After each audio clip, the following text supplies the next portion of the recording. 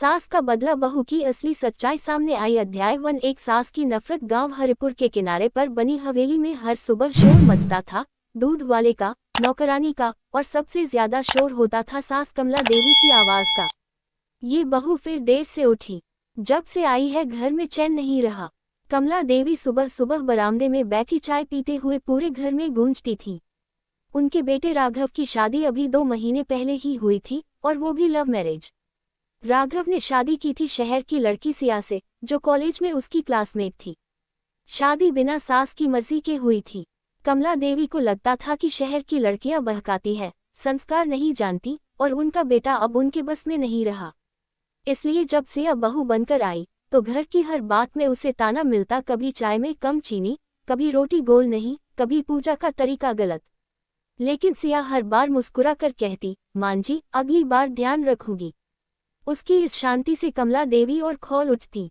उन्हें लगता था कि यह लड़की दिखावे की मासूम है, असल में चालाक। अध्याय 2। राघव की उलझन। राघव बीच में पिस गया था। एक तरफ माँ जिसने उसे बचपन से पाला, दूसरी तरफ सिया जिसकी आंखों में उसे सुकून मिलता था। राघव दिन भर ऑफिस में रहता, लेकिन शाम को घर आते ही माहौल भारी हो जाता। माँ के चेहरे पर शिकायत और सिया के चेहरे पर चुप्पी।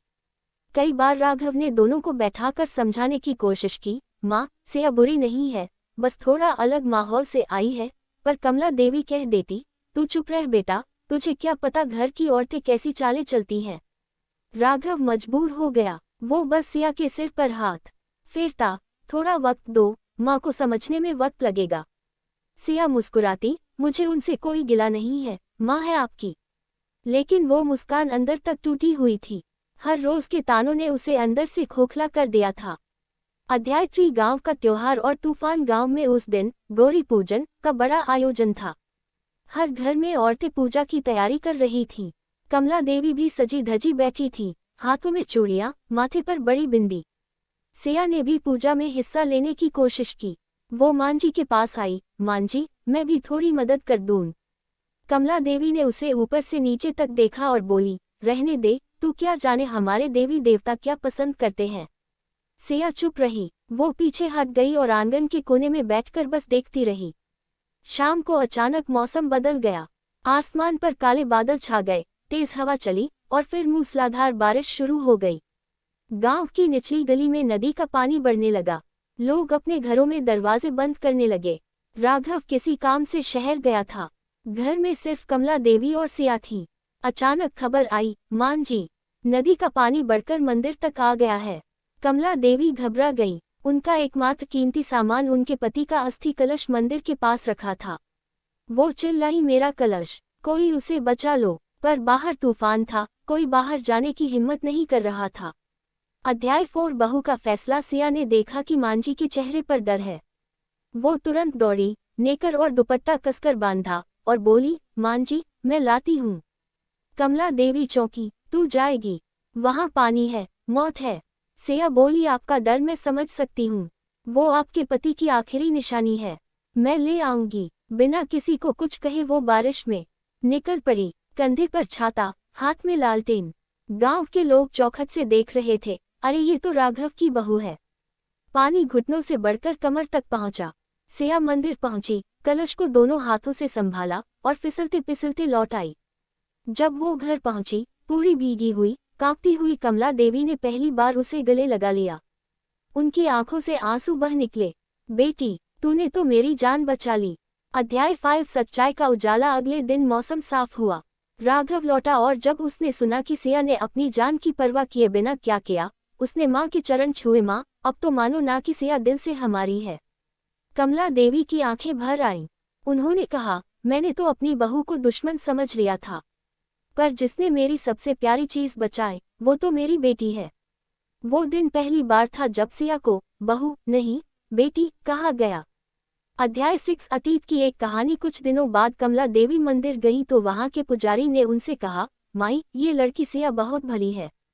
तुम जानती हो, सालों पहले जब वो छोटी थी, यही नदी में एक औरत डूब रही थी, उसी लड़की ने जाकर उसे बचाया था। कमला देवी चौंकी। कौन औरत? पुजारी बोला, शायद तुम नहीं जानती, वो औरत तुम ही थी।